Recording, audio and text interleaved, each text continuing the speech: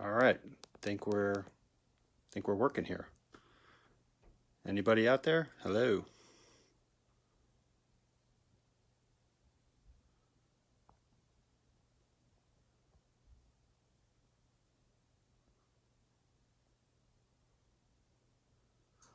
All right, I think this is working. Welcome to the Casa de Chicky. Oh, Kopek is watching. Hey, Kopek, how are you, pal?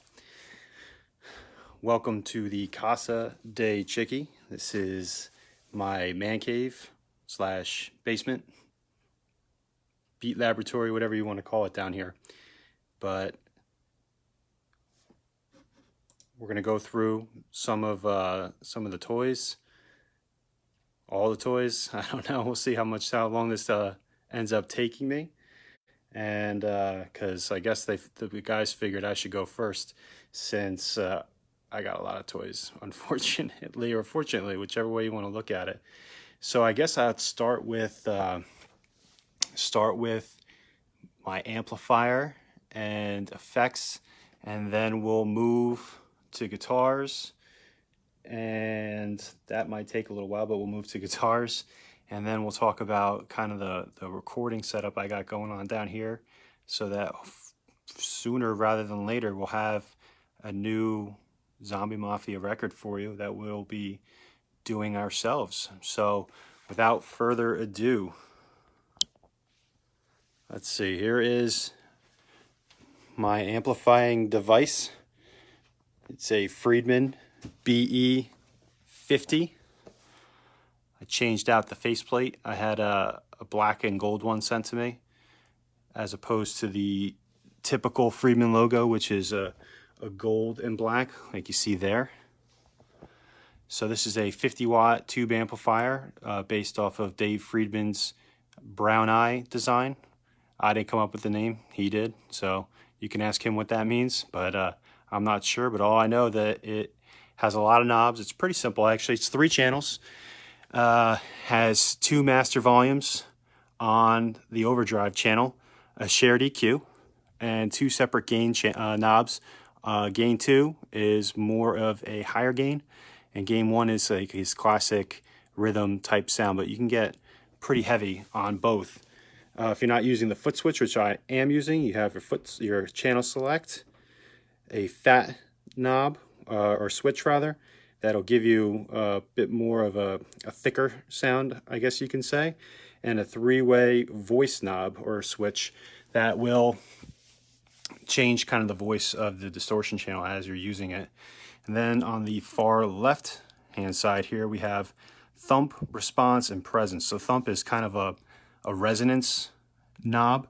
What that does is it just kind of brings up the bottom end in the sound to kind of match up with the cabinet you're using a 212. It has a Friedman badge on it, but it's not a Friedman cabinet. It's a Mojo Tone 212 that is a kind of a bigger 212. It's got an angled bevel on it, which I like better than just a straight cab, personally. That's just personal preference. And it has a Celestion Creamback 75-watt speaker here and a Vintage 30 speaker in the lower corner there. Then response, which is, I guess, kind of like your presence knob for your middle frequencies, and presence, which is your high end. And then, so that's channels, I guess, 2 and 3 really, and then channel 1 is a clean channel. You have volume, treble, middle, bass, and a bright switch, which is 3 position. That kind of covers the amp, which is the heart and soul of the sound, as it may be. Then I got this used off of Reverb. It's a Boss Waza tube amp expander. It's got a lot of capabilities, but the main capability I use it for is an attenuator. So what I do is I run the amp into this unit here, this Boss Waza tube amp expander. Then I run it down into my speaker cabinet. So what that gives me the ability to do is a couple things. One, I can control via the speaker out knob the overall volume that I'm getting out of this amplifier. Since this is 50 watts, it is very loud, But what this actually does is pretty much loads the amp down to nothing, which also protects the amp if I want to practice and play silently, which has been huge since we had a baby a couple months ago, 6 months ago to be exact. So if I want to play silent, just keep the speaker out low. The line out would go into my computer, which we'll go over that in a little bit.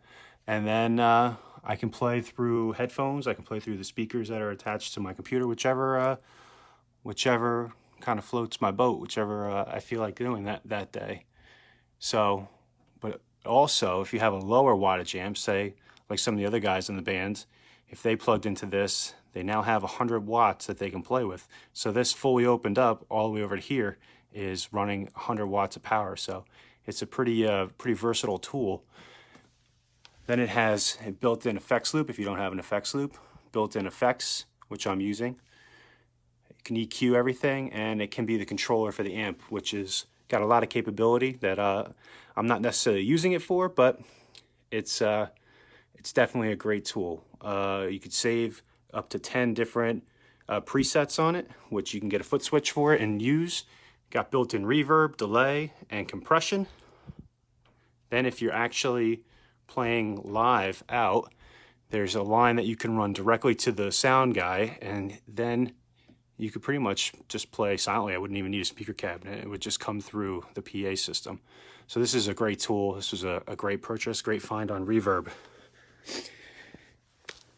In terms of effects, I know it looks rather intimidating, but it's actually kind of simple in the way it's set up. Starting in the Line 6 G50 wireless system, and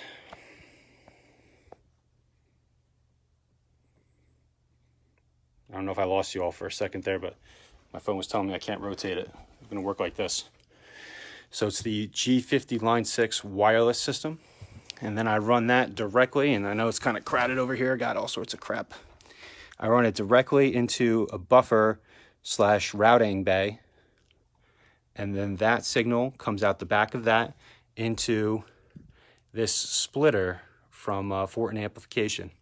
Now the splitter then goes down with the signal into my tuner, and then the tuner goes into the Zool, which is a noise gate, into the key input. So now what that does is anytime I'm playing, it recognizes that I'm playing, and it opens the noise gate, and as soon as I stop playing, it closes down the gate, and that allows me to run my noise gate at a very low level because it knows when the guitar is playing and when the guitar isn't.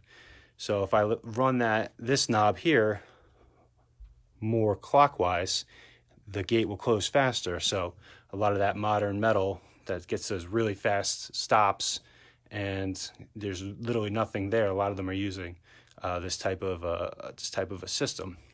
So from the splitter then, in front of my amp signal, I run out of the splitter into a Exotic EP boost. EP stands for Echoplex.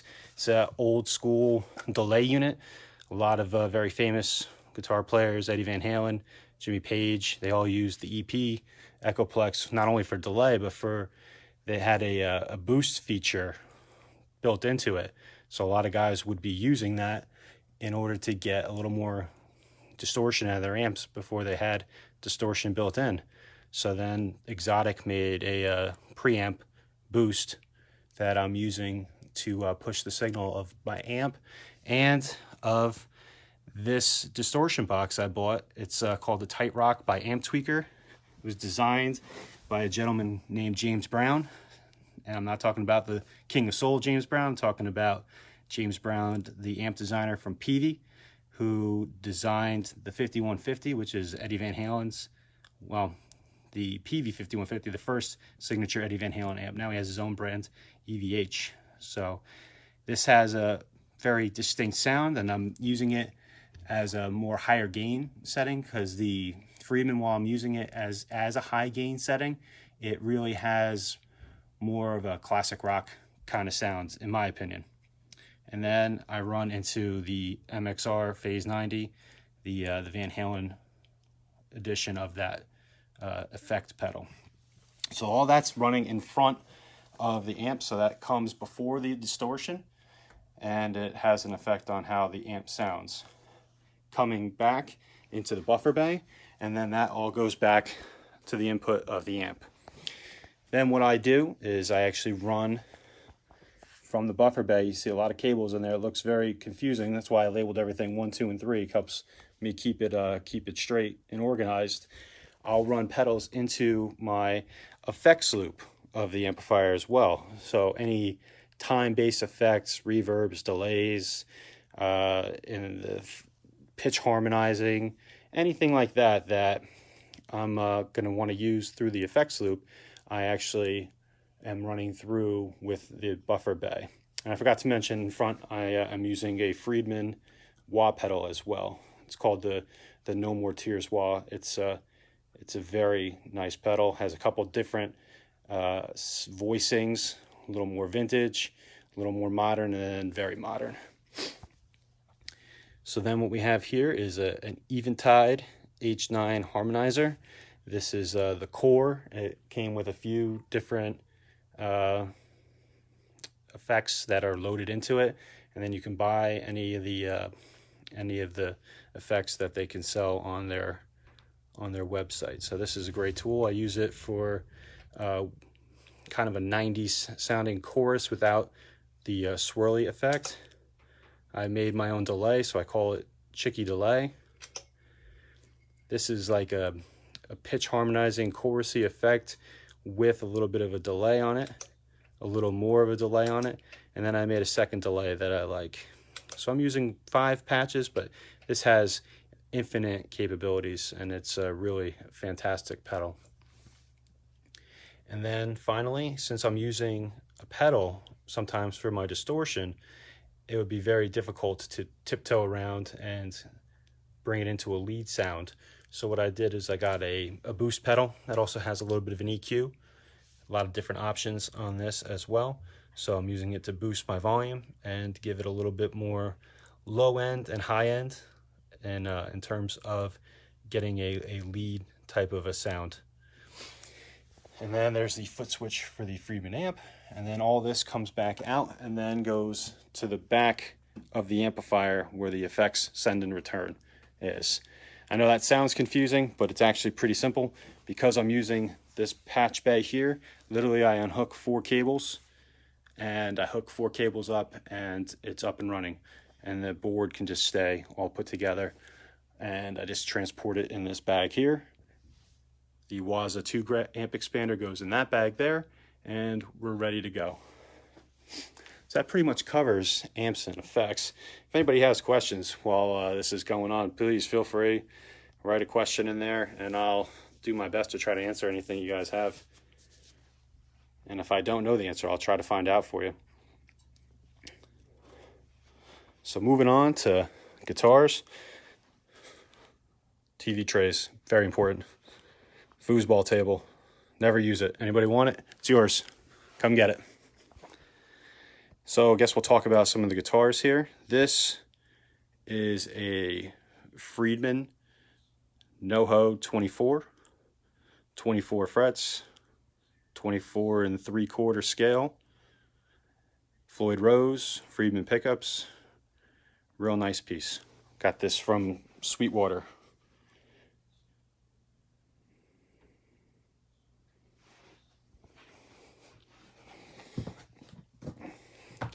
This might take a little while, so hope everybody has a beverage.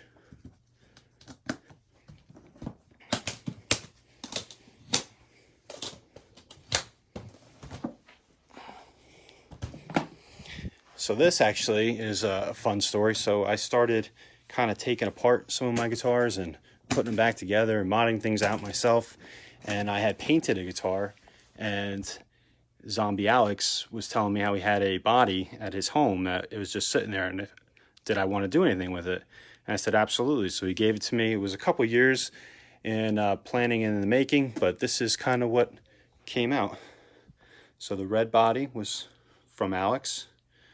I got a neck from Musicraft, which is a great shop in southern New Jersey. Pickups are from Sir. This is a V63 middle and neck, which is based on John Sear's 63 Stratocaster. And that's Doug Aldrich, formerly of Whitesnake and the Dead Daisies. That's his bridge pickup. Currently, I had it all set up. It was ready to go, but the bridge pickup kind of crapped out on me.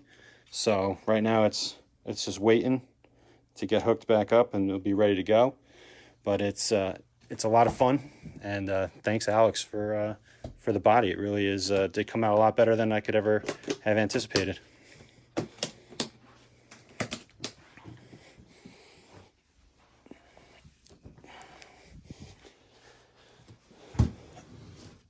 So this is a large case, impractical, but fine. This is a Korina Explorer style guitar. They call it the 58, made by Palermo Guitars, luthier out of Canada, Mike Palermo. It's designed after a 1958 Korina Explorer from Gibson. It's very similar, but different. Don't want the guy to get in trouble. And it's been relicked by Palermo, so it looks like it actually came from 1958. It's black Limba, which is, like I said, Korina. It's very light, only about 7 pounds, which it looks like it'd be a lot heavier. And some of the aging that he did on this guitar plays great. Hand serial number on that. Real nice guitar.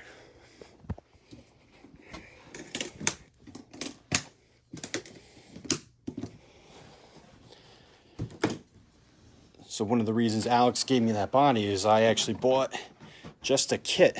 It was just pretty much just wood when I got it. And I stained it and finished it, and this is what it kind of came out in the end.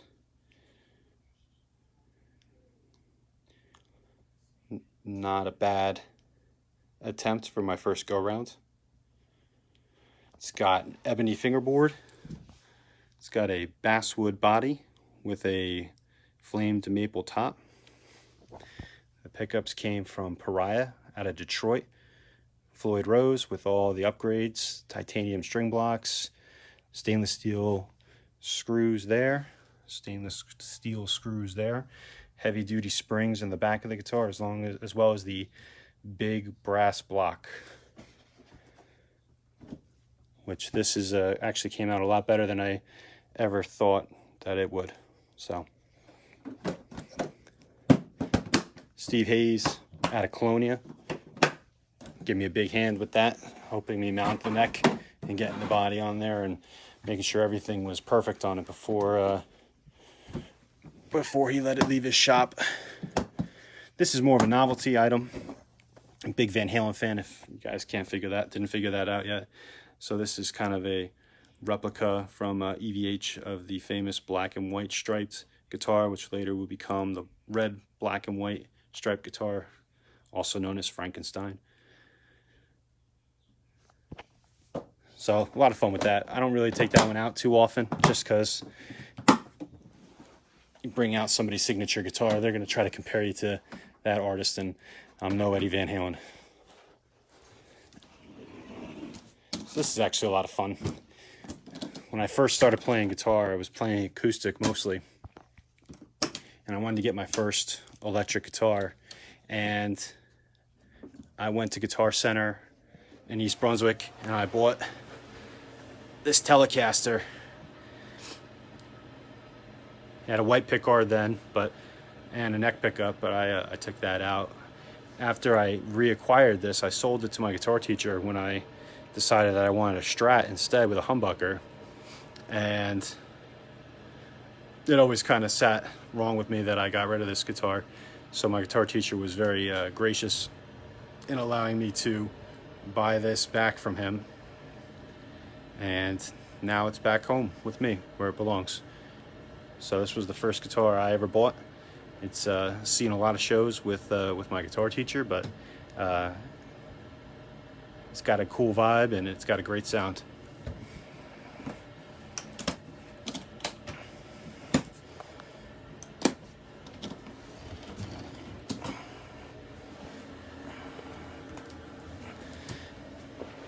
right, this is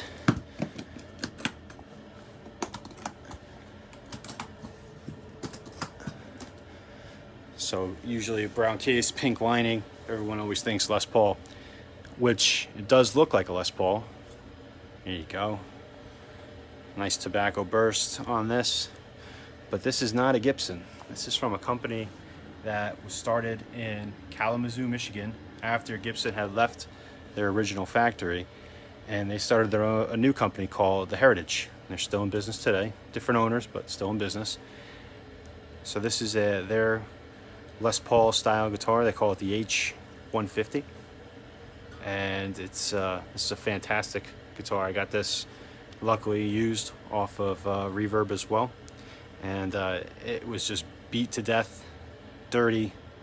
Took a little while. Got it cleaned up, shined up, looking good again. Some new electronics, and she's really one of the finest instruments I have. And you heard this a lot on our last EP, All in Vain. I used this on quite a few of the songs for that. So Heritage, great instruments, check them out.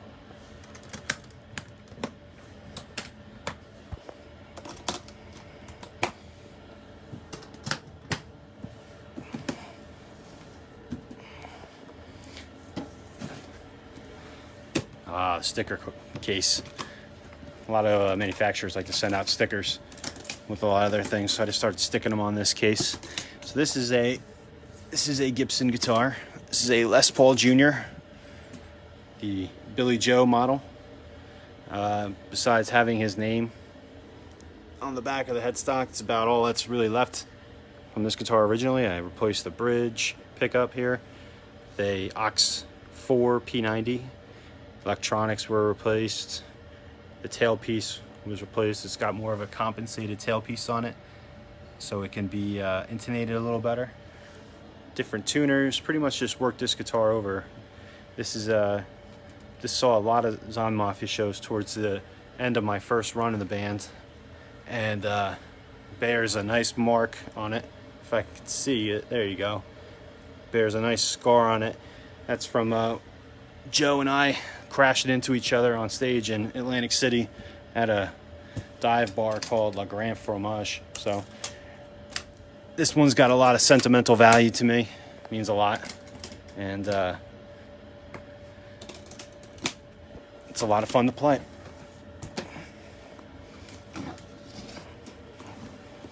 Moving along, there you go, the Heritage. This is the actual Heritage case. This is my Heritage Gold Top. Another Reverb score. Reverb loves me.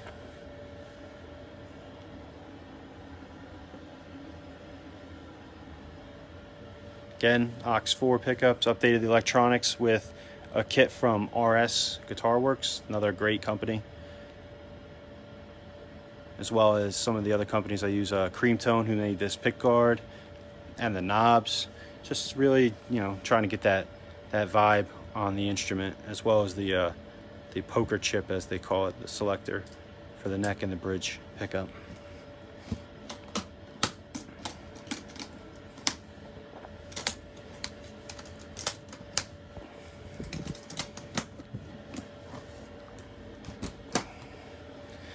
This one has a lot of sentimental value for me as well. So you can see Gibson USA. So when I really started getting serious about playing, I wanted to get a Les Paul. And really had a hard time finding one that was in the price range and the budget. And you can see the classic brown and pink, like I said before. My guitar teacher found this at Highway Music in East Brunswick, and this pretty much has been with me ever since then. I believe that was 2005.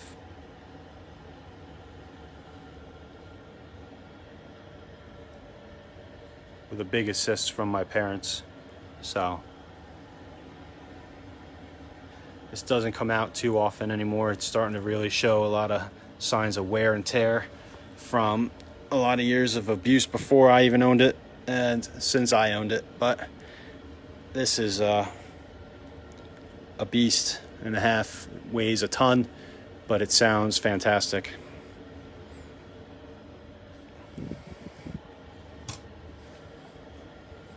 So thanks, Mom and Dad. And my stepmom.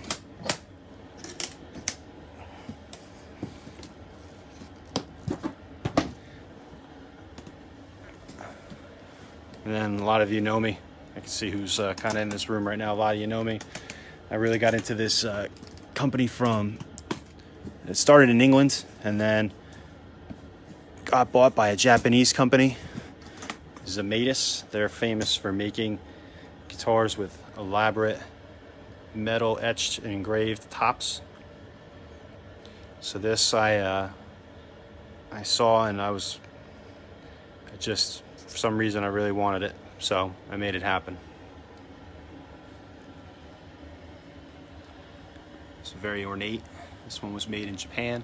Like I said, the new Zematis companies in Japan, the originals are from Tony Zematis himself, are priceless, and you don't see those too often. So this is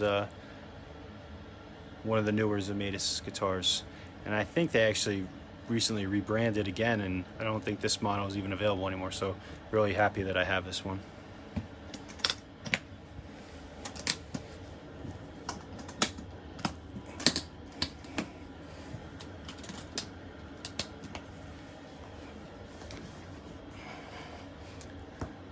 All right, two more. Thanks for bearing with me here. I know it's a lot, but really starting to have a nice collection for myself down here. So this is a 95 Music Man. This is the Eddie Van Halen model. Later renamed the Axis when he left Music Man. I was looking at this guitar online for probably a week straight.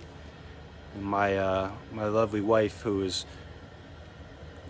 the best, told me that she would help me out and help me get this guitar. And we took a ride out to Long Island, the Music Zoo. Fantastic shop, and we went and picked it up. It's got DiMarzio pickups that are fantastic, exclusive only to this instrument. Nice maple neck. The finish is like a translucent black, but it faded out, and it kind of has like this camo green effect going on with it. There's the headstock, Eddie Van Halen signature on it.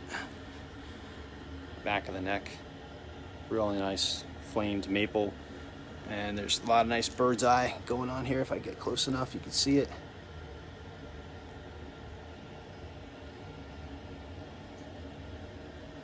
Again, all the tremolo parts upgraded to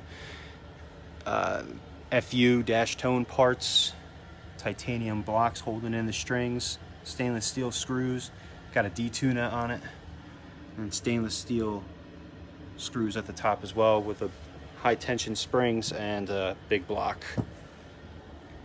Last but certainly not least,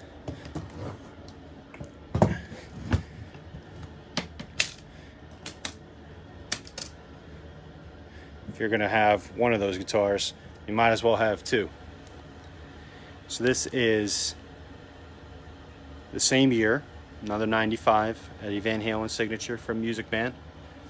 A little bit lighter on the maple. The other one is, I think they actually kind of baked the maple neck, so it looked better with the darker body. But this is like a translucent gold amber finish. There's Eddie Van Halen signature again. And this is really another very fine instrument.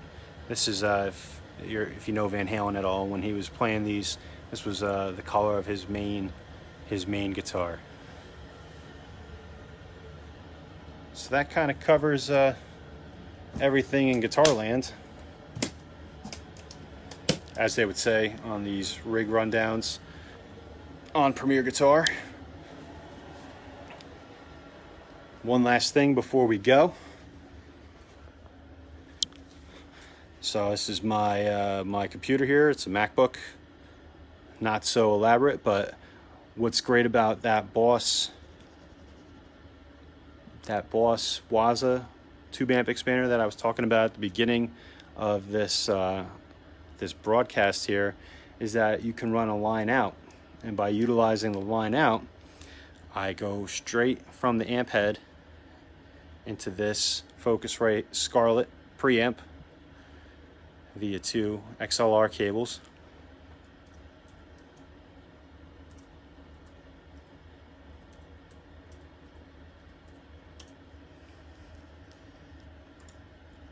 And then right from there, it goes into the computer via USB.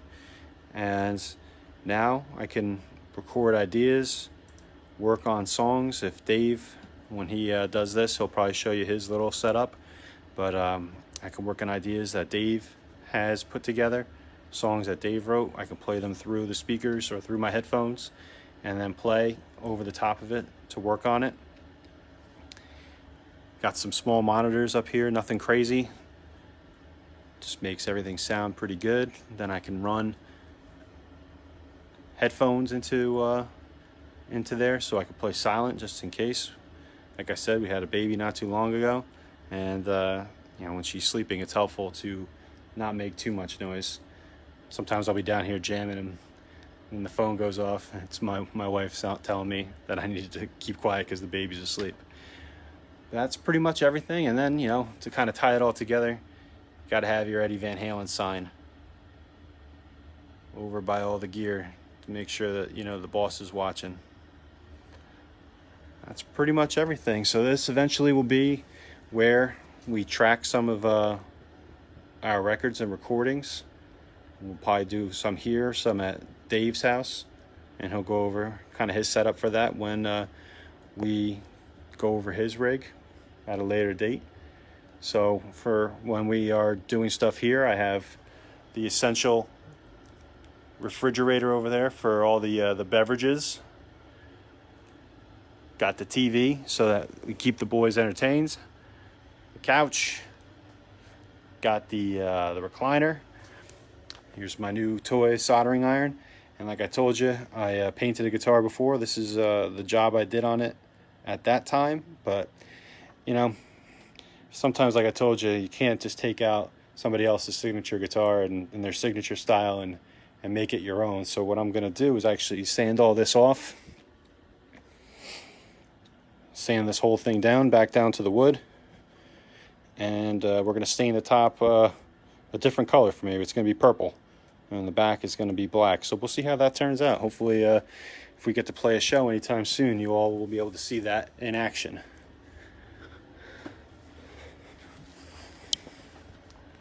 And that's pretty much everything. And I thank you all for coming in here. I know there was quite a few of you in here, and then people dropped out, and I know it was a long kind of a rundown. If anybody has any questions, just feel free to reach out to the band via our Facebook Messenger, and I can try to tell you what we got going on here. If you have any questions about any of the pedals, the guitars, anything, we're here. So I know this is a rough time for everybody. I hope you all are doing well. I hope everybody's family is doing well. We are doing okay here. My wife is working from home, which was great. She went back from maternity leave for one day, and then she got sent back home to teach from home. So she's getting her paycheck, and we're with our daughter all the time. I was kind of exposed where I work, so I had to be quarantined for about a month. But since then, everything's been good. I'm back to work, working again, which is a blessing. And I hope you are all right. Blake, I will tell Joe that DJ Flex says hello. I think he's actually in on the. He might actually be here. I see Agnes is on here, so I will make sure that I tell Joe that DJ Flex says hello. But I hope that you're all doing well. I hope that your families are all well, and that everybody is getting through this together. I know we had some shows lined up, and everything's up in the air right now, but when we can get back out there and be with you all, we will. because we enjoy playing out and hanging out with all of you. He was on the radio show. Okay, absolutely. I remember that. I will definitely make sure that he knows that you said hello, because he's not on here right now. But I will. Guess we'll see you guys soon when we're allowed to. But until then, everybody stay safe, stay healthy, and see ya. Have a good one.